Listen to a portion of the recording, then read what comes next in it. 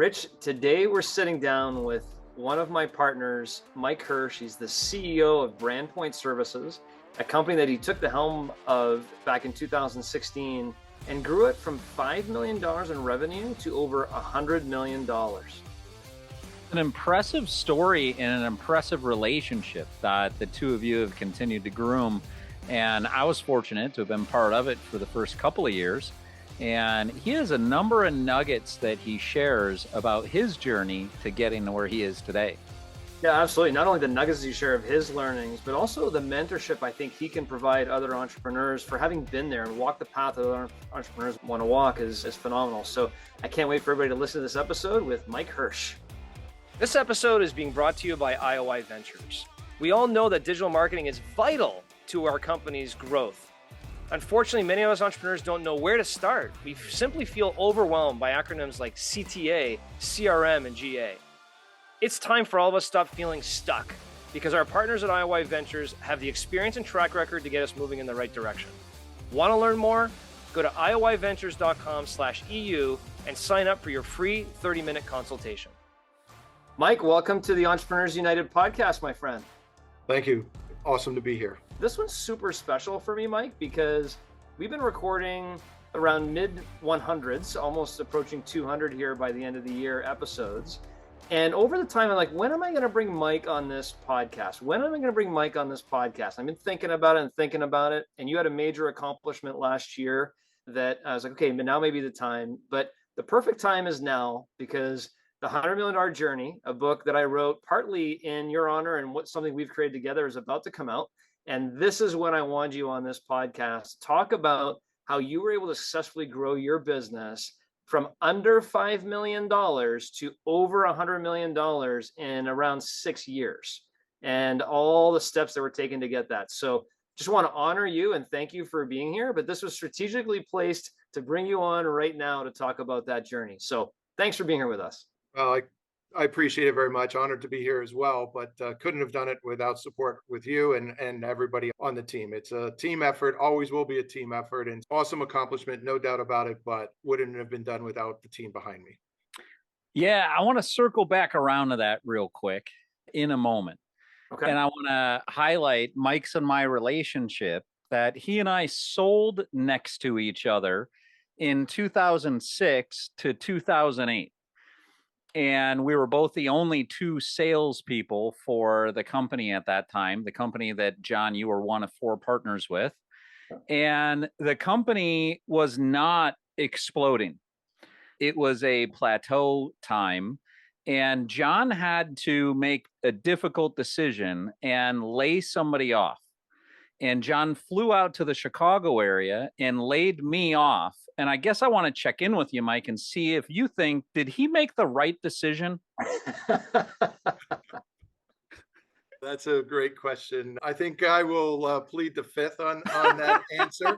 But for those that don't know, Mike is the current CEO of the company that he and I worked with. And clearly John made the right decision. I think at that time, John would have described you, I remember him describing you as a whale hunter, that you were going after these big accounts. And I think I had come from much more of a kneecap to kneecap transactional sale. And I was looking at smaller accounts. I was new to the world of business to business sales. I was used to business to consumer, and you were excelling where I wasn't. So to be clear, I just wanted to laugh about it with you and put you on the spot. But he clearly made the right decision. How has your relationship with John evolved in the last 15 years? It was 2008 when I stopped working with the two of you. And now 15 years later, here you are on the podcast and you're the CEO of the company. How's that relationship with John evolved over the last 15 years when you were a salesperson for the company and now you're CEO? Great question, because I wouldn't be here where I am today if I didn't have the support, backing, and mutual respect that we both have for each other in that relationship. But it has grown and flourished over the last 7 years from, to your point, coming in, being the new kid on the block, being the second salesperson hired and going out trying to prove yourself, to then taking ownership. I can remember at a very transitional time in the business. John has used those words of a whale hunter in the past, and I think that's how he saw me for many years. And during that transition, we had lost our then general manager, CEO. John came in and was stabilizing the ship, and I pulled him aside and I said, I can do this, and I have a vision, and I think we can get here. And I think he was a little shocked, maybe a little skeptical, but had enough faith to put it in there. And that's when we started to take off. It wasn't the only reason, but it was one of the reasons we started executing on plan that we had in place. But over the years, to answer your question, it's really evolved to a great friendship. We touch base with each other multiple times a week and cherish the relationship. Top 2 or 3 of my career relationships that I've had through my career. And I believe at this point, it's a 17-year relationship working together. Can you describe a time over the course of that 17 years that you were questioning if this was a right place for you to stay at or not? And when you were questioning that, what were you questioning and how did John retain you? And I don't ask you that just to play around. I ask you that because I think there may be some nuggets in that on communicating with people who you want to keep long term. And I'm really curious, like, when was a time that you were thinking about potentially leaving, and what did John do? How did he react to that time to retain you now 17 years working together? Yeah, probably the biggest questioning was really literally at the start. And the reason for that is I have been what you would classify as classically trained from a sales and ops perspective with very large corporations that had a very structured environment, trainers that helped you progress through your career, identified as, an upcoming executive through SAP and Dun & Bradstreet. And then I moved from that position to a small company that didn't have billions in revenue, but barely had millions in revenue. And I can remember sitting in the interview and, okay, that's great. Salary's fine. What about benefits? We have none. What about 401k? We have none, kind of thing. And I walked out of there. I'm like, geez, my family just had twins. I'm thinking 3 girls, weddings and colleges. Is this really the right choice? Meanwhile, we've grown and have added fully paid benefits, fully paid 401k. And I'm reading Dun & Bradstreet's gotten rid of their pension, has gotten rid of employer paid this, employer paid that. And it was, if I didn't have the entrepreneurial fire in me, I don't think I would have made that leap of faith. But I've always, even in my sales career, I've always treated a sales rep as you get to own your own business without worrying about the overhead, right? Your job is really just that vanity approach of bringing in revenue, and you can celebrate and feel you're a part of something bigger when you accomplish that. So that's probably where I questioned it the most, but then from there was able to take off.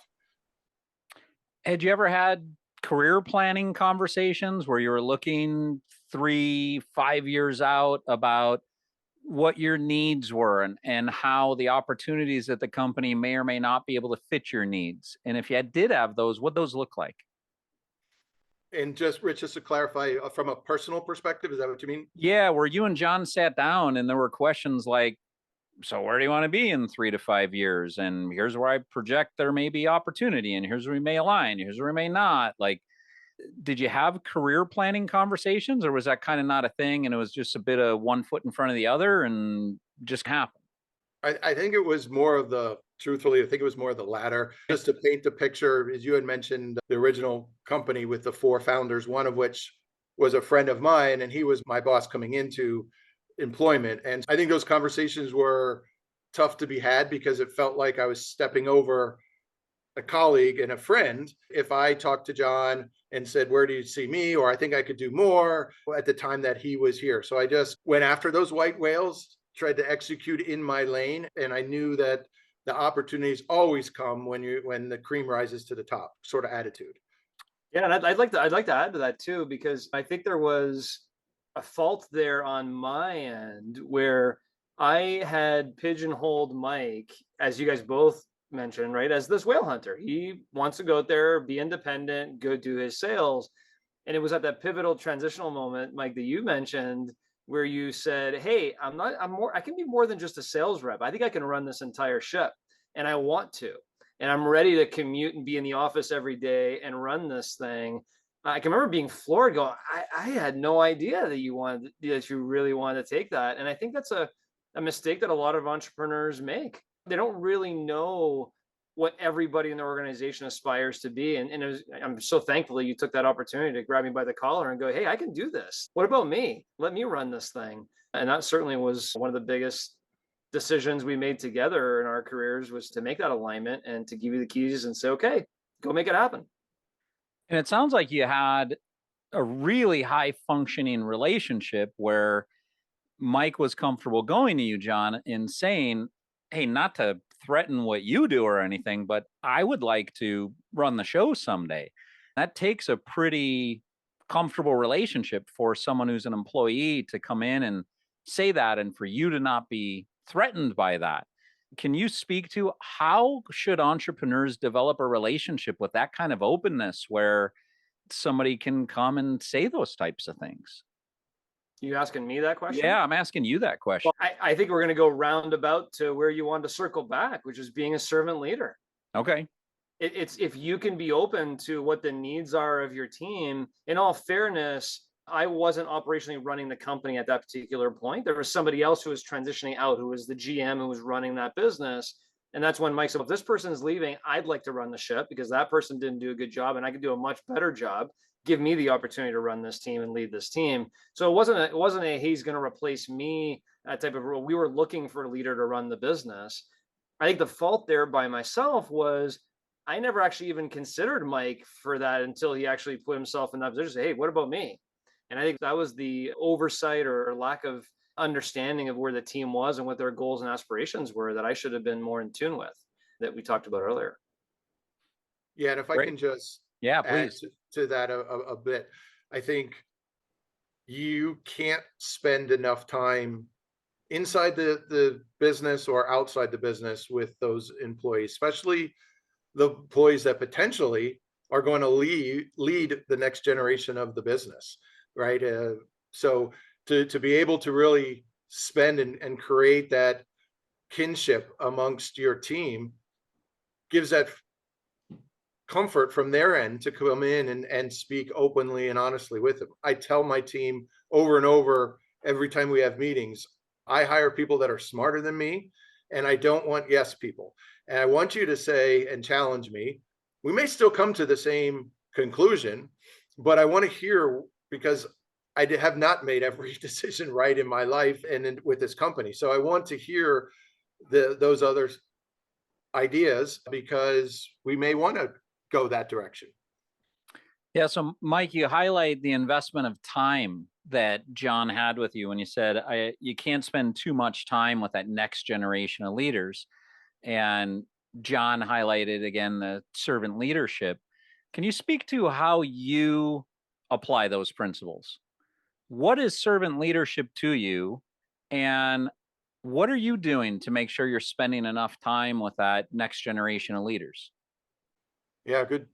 I definitely probably have done every job inside this organization from the original start when you and I were started, Rich, hiring direct TV technicians for service calls, to where I am today. And even as much as 2 or 3 years ago, in times of COVID, getting down to that transactional level inside the weeds with my operations team, helping them getting large projects, especially when we were working remotely from home. Just showing that you're able to do everything and there's a reason that everything needs to get done is important, number one. And then number two is you have to spend the time with your team, and it's got to be a balance of inside the office and outside the office.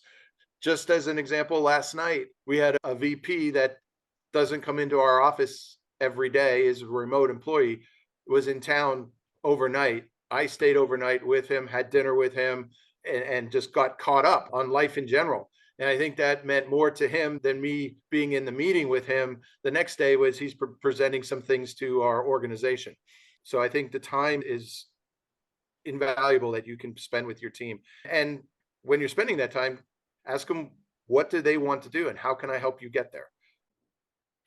So you said spending time in and out of the business, and you gave an example of how you did that recently with a VP. What about an entrepreneur who really hasn't done that yet? They spend time with people when they come into the office, and then they leave and go to their family, and then the entrepreneur leaves and goes to their family, and they've been doing that. How would you recommend somebody first start introduce this idea of being social together when it's never really happened before? What would you recommend? Sure. It could be something very simple as just getting a time on their calendar to go to lunch. And so it's still quasi business, but you can also interject some personal things. So make sure you're getting off site, right? Don't have a meeting, your first meeting, and talk about your families inside your office. I think it becomes too boxed, too structured. It feels too structured, feels like it's still work. Get outside the office if you can. And it doesn't have to be overnight, doesn't have to be a dinner, a fancy dinner. It doesn't have to be a ball game at your first one, but even just something simple as a lunch, that employee is going to come back, feel appreciative. If the owner of the business took time out of his or her busy schedule to spend an hour with me, and during that hour, it wasn't, here are all the things you could do better, but I want to get to know you. I want to really get to know you as a person. How are your kids? Where are you? All those things. It'll evolve from there. Yeah, I can tell Yeah. you also to complement that, Mike, story for Rich is I can remember a time one of our partners, Steve, who's also been a podcast guest of ours, when you guys first merged your companies together, it was all business all the time. You were actually separated for a little bit. He was running his side of the business, you were running your side of the business before the merger. And I'll never forget us all going to an Eagles game, and you prepared the whole cookout and everything. And it was after that Eagles game where Steve was like, wow, I just saw another different side of Mike I didn't even know existed because of the relationship that you guys formed just at that first event. And so it speaks exactly what you just talked about. Yeah, and Mike, I could see how that progresses really easy to say, hey, let's go grab a lunch off-site. And that may turn into, okay, let's grab a dinner. And that may turn into, let's do an activity together. But you don't start by saying, hey, why don't we get our families together and hang out and get to know each other, right? It just starts really easy with that lunch, and you let things organically progress from there. So thanks for that breakdown. And eventually, Rich, just to bring it full circle. Yeah, please. 16 years later, you bring your family up to John St. Pierre's family, and you meet the family in a more formal setting for the first time 16 years later. So it continues to evolve every single year. It's never stagnant. I'd never say you ever cross the finish line of developing that relationship. It can always go to another level and another height, etc. The final piece to bring it full circle would be there's not an end point or an end game in sight. Yeah, just developing that relationship. Mike, how do you know when you're doing your job well? For me, it's when folks come back and say, thank you, right? That I had the servant leadership style, and they come back and they say, thank you for helping out here. Thank you for reminding me of that. Thank you for bringing in this resource, whatever it is, taking a roadblock out of the way, whatever that servant leadership stance is. For them to circle back and say thank you really means a lot, right? It means two things. You've probably helped them accomplish their goal. And then number two, you've probably established another notch in the belt of that relationship. That's excellent. The collecting a thank you. I think just the mere fact that's a first thing you went to, I think is an example of your servant leadership mindset, because people don't say thank you when they don't feel they're being served. So how many thank yous can you collect in a day as a leader from the people who you lead might be a good indicator of how much servant leadership is happening. Are your people saying thank you? That is great. And it's been really awesome too to see your leadership evolve, and you're just as a CEO, right? Moving from a sales rep to the VP of sales to the GM to the CEO and president, and merging businesses together. Where do you see the next step? And before you answer that, this is the prototype I mentioned in my book. Mike was the best hire I ever made as an entrepreneur, right? It's if the facts don't lie. And that was back in like 2005. And you started off as an entrepreneur in the organization, just making your sales, and then evolved to become a partner in the organization with me. And Rich, same thing. You were an entrepreneur who became a partner in your organization. I think there's a heavy road for that. And in the $100 million journey, I talked principle 7 is moving from CEO to chairperson. And I'm thinking about your evolution now. And you may be the next person to kind of replace yourself within the organization. I think we've had conversations about that. How do you see your role evolving here within the business over the next couple of years? Yeah, I think that would be the next step and progression in my career, is to create more of a formal board position and sit on that board with you and maybe some others, or whatever that looks like, and step a little bit further away from the true day-to-day inner workings of the business and help grow and lead maybe the C-suite or the next generation as they groom. Just stay close enough to let them make their own decisions and help them get the business to the next level, but far enough away that I'm not in the weeds day in and day out. Yeah. So just to recap that, is that what you're talking about in terms of if you were to put together a game plan and say, okay, here's what I need to do over the next couple of years to ultimately replace myself in my role, which I think is what every CEO should be looking to do and every leader should be looking to do, is, hey, if I can replace myself in this role, I can move to a different strategic role or wherever I want to move. What would be that 1, 2, 3 step, if you will, that you're looking at? Here are the 3 things I need to do to make sure this organization is ready for me to move on strategically and replace myself as a CEO. If you had to recap that, what would they be? I think my number one is to get the business in as healthy of a position as I can before truly turning the reins over to the heir apparent, if you will, right? I feel I don't want to set anybody up for failure, and we certainly don't want to have somebody come into a role and have a inherent excuse of not leading. Get it to a point, a very healthy point, and then help that person maintain it to that point. So I think that the business stability is number one. The second is to get the identified next generation of leaders in place and groomed as far as I can get them groomed to be before they move into that C-level leadership roles that they may get to. Yeah, I think those are the 2 main ones that come to mind for me.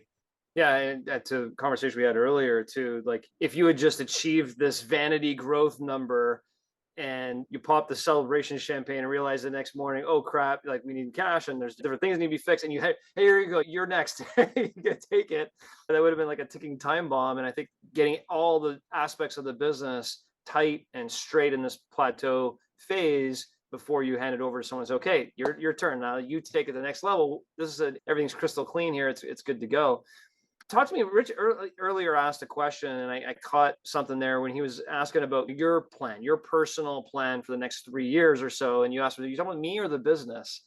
And I know that you and I are actually meeting next week for a 3 to 5 year planning session of our business, which we've done annually on every year. Annually, we do it annually. Talk to me about how that process has helped us, help the leaders, help the business have clarity on where they're going. What has that meant for you in the business for the past few years?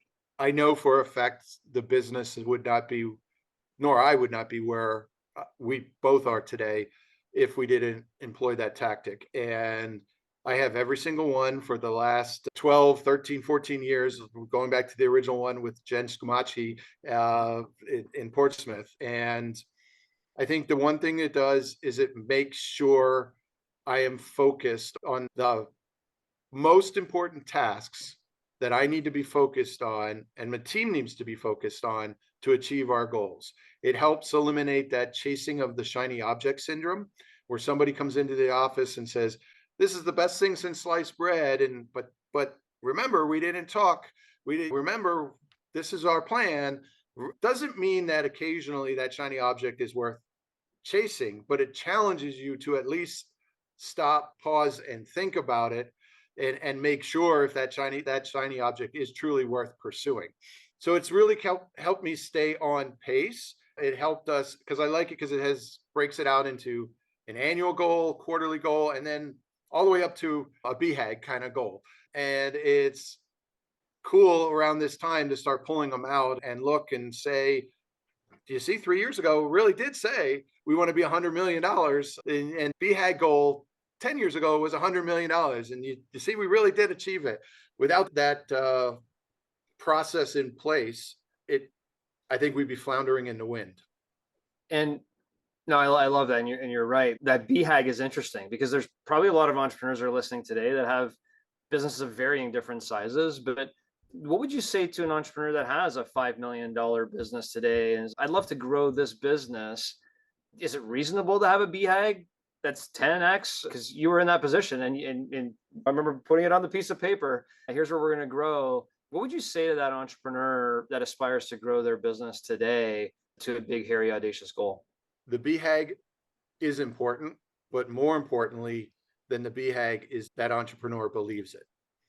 We tell our kids in sports, if you can believe, you can achieve. It's no different than the mindset in business.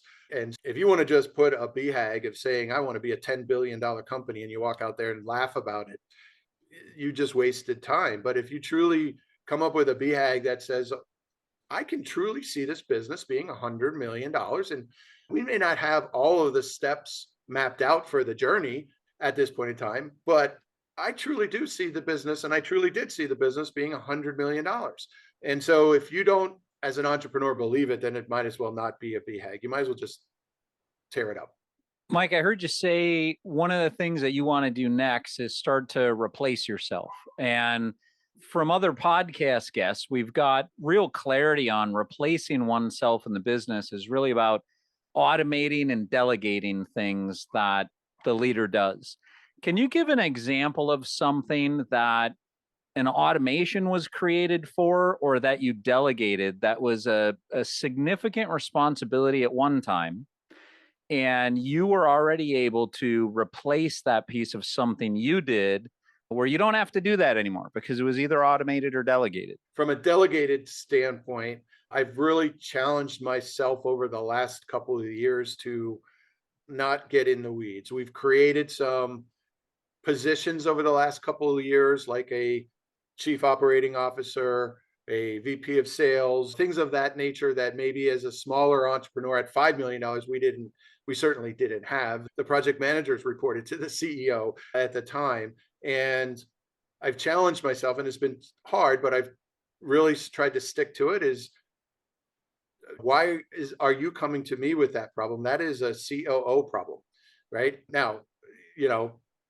help him, guide him, groom him or her, but I try not to stick my nose into it that far, that much. And then from the automation side, blessed again with my relationship with John, one of the greater things that he did when the company was started, before I started, was getting onto Salesforce. And the automation that we've done over the last couple years to streamline some of the manual processes that were still being done, even though we were using Salesforce, to have information flow through divisions that are now bigger and produce more revenue than the entire company did 4 or 5 years ago, has really helped streamline our business and really helped streamline things along faster.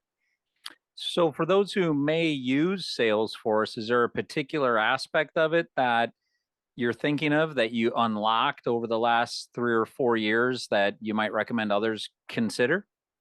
No, I don't think it's necessarily Salesforce, or I think what I'm trying to say is that I think more importantly is an ERP system that is seamless. It could be SAP, it could be Oracle, it could be NetSuite, it could be, I'm not saying Salesforce is any superior than any other one. What I am saying is what I've seen a lot of businesses is they do a best of breed here, and then they bolt on another best of breed, and then they bolt on a third best of breed.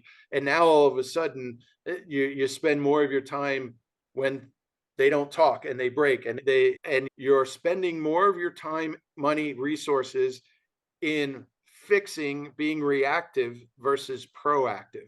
With Salesforce, when we make a change, it goes through the entire system and we don't have to worry about it. Let me put it this way. I would challenge to find another $100 million company that has literally, and I kid you not, one IT person in the entire organization. So, and I think it allows us to put more resources, time, effort into our customers and servicing our customers versus servicing our internal systems. That's great. Where do you get your influences? And when I ask this, like a widely accessible influence, are you a avid podcast listener? Are you a book reader? Do you listen to books? Do you watch movies? Like, where do you get your continuous improvement and motivation outside of your one-on-one relationships? Where do you get that? Yeah, I do. Number one for sure is Entrepreneurs United. First of all, that is without a doubt the weekly one. But yes, I think it's a variety of different publications, whether it be Inc. magazine or others like that. That is number one. And I'm also a big motivational guy, and that motivation comes from as simple things as sports and other release points that help me capture some motivating things, as well as a nice little escape from the true business world, if you will. Good. What are you most proud of? By far, I'm most proud of the BrandPoint family and the BrandPoint brand that we built. And the reason behind that is it's the relationships truly that I have made over the course of those 16 years, right? They're, no matter where BrandPoint goes, be lifelong friends and colleagues, et cetera, that are just irreplaceable. I love that, Mike. And certainly to your point, it's fun to look at the journey and all the interactions, going back to one of the co-founders of the business that we're close friends with, and all the commitment he made to the business, and all the people that have come through that commitment door, and certainly leading by example yourself. And somebody that through different moments of the company is like, look, you're going to have to kick me out of here because I'm staying. I'm going to help build this business. That commitment. Because Rich asked you a question earlier, but hey, there are moments where you're thinking, hey, I'm going to get out of here. This isn't working. But your resolve and perseverance, even as an entrepreneur, be like, no, let's go to the next level. Let's keep making it. I'm going to keep making some sales. Let's keep growing the business. Really help propel this business, not just to 100 million, but also through survival, through the messy middle of tough phases of the business. That commitment has always been there. Where does that come from? Where does that perseverance? I'm just going to make it through this, even though it's dark and ugly. We're going to glow right through this and come out strong. Where did that root come from? Yeah, that's a good question. I think it came from just playing sports and growing up in that world. Played a couple different sports, and it was drilled into you from a very early age is you go into the corners of the boards and you're the one that's going to emerge with the puck. No one else. You are going to emerge. How are you going to get it? Doesn't matter. Get out, whether it be football and breaking through the line, playing defensive end. It doesn't matter what it is. It's just that constant grit, grind. We're going to make it through. And more importantly, we're going to make it through as a team has been instilled upon me probably since I was 5 years old or whenever I started. Yeah, no, I love that. And you're right. Like that certainly brings a lot of learnings right through sports. And I love that analogy. I see your future. You and I have talked about this quite a bit as mentoring other CEOs as they're growing their business, because you've walked the path that others want to walk, not only from an achievement perspective, but you've seen a lot of the different phases of a business growth, the good, the bad, the ugly, how to get through it. And certainly, I'm sure a lot of people listening to this are like, yeah, I wish I could grab a few minutes of Mike. Are you open to entrepreneurs reaching out to you and saying, hey, I'd love to just pick your brain for a few minutes. Here's where my business is at. Here's what's going on. You're not an official coach. You don't get paid for coaching. I'm not trying to pump up some paid assignments here, but are you open to entrepreneurs listening to this episode reaching out to you to learn more? And if so, how do they get a hold of you? Sure, absolutely. They would have loved to welcome those conversations any point in time. Best place is probably just shoot me an email and I'll respond pretty quickly. And it's of my name, MHERSH at BrandPointServices.com. And welcome anybody reaching out. Awesome. Thanks, Mike. It was such an honor to have you on the Entrepreneurs United podcast. And I'm so excited for the future of where we're going to take not only BrandPoint, but the rest of Rhombus, our business. And couldn't be more excited to have you as my partner and honored to have you as my partner. Ditto. I'll just leave it at ditto. Yep, agreed. And Mike, congratulations on all your successes up to this point, and best of success to you in the future. Thanks, Rich. I appreciate it very much.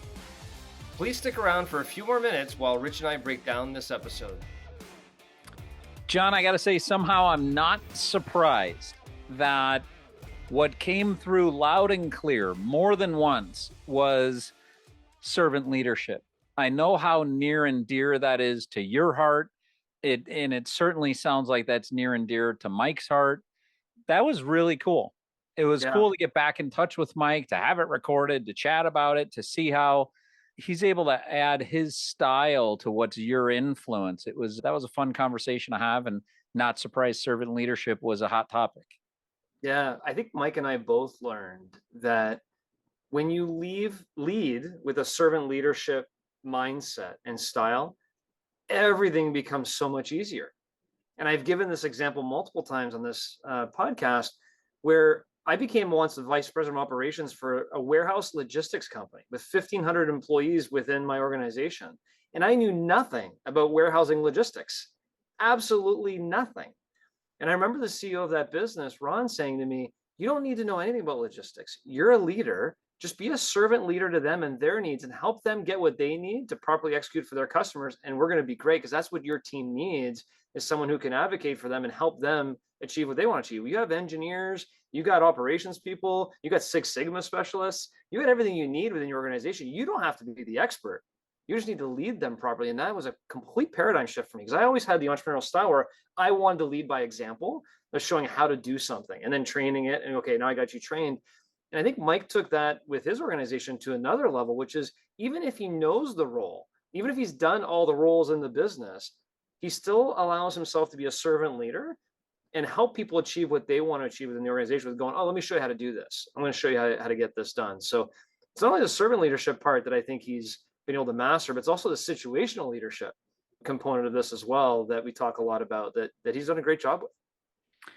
So feel free to correct my interpretation. I wasn't part of your conversations that I'll recap, but it sounded like Mike at some point said to you, "Hey, I'd be interested in taking a role to run the company." It doesn't sound like you were assertive in that and said, "Hey, let's sit down, let's plan this out, and he had to come and he had to say that. Feels like that was a risk. It was that you didn't see him as a potential successor to the business. And the risk is, not every really good employee is going to put themselves, what feels like could be at risk, by stepping up like that. What was the learning lesson that you got in that? And is there anything that you've done differently since you got that lesson? Yeah. If you consider the environment, I don't think it was such a risk for him, although there was a risk. It wasn't as if he brought that to me as going, "Mike, you're fired, get out of here. I can't believe you brought this to me." I don't think there was that level of risk, but it took courage. Yeah. It took courage to say, "I don't think he sees me as that person. I got to make sure he sees me as that person." And Rich, I'll never forget the conversation. I know exactly where I was when he basically said, "Give me a chance. I can run this business." And I was floored, because not because I didn't see him having the characteristics of it. He was a field sales representative who became the VP of sales, who lived an hour and a half, maybe an hour and 45 minutes from the office, telling me, "I want to take a chance to run this business. You should let me take this. I can do a much better job than the last person.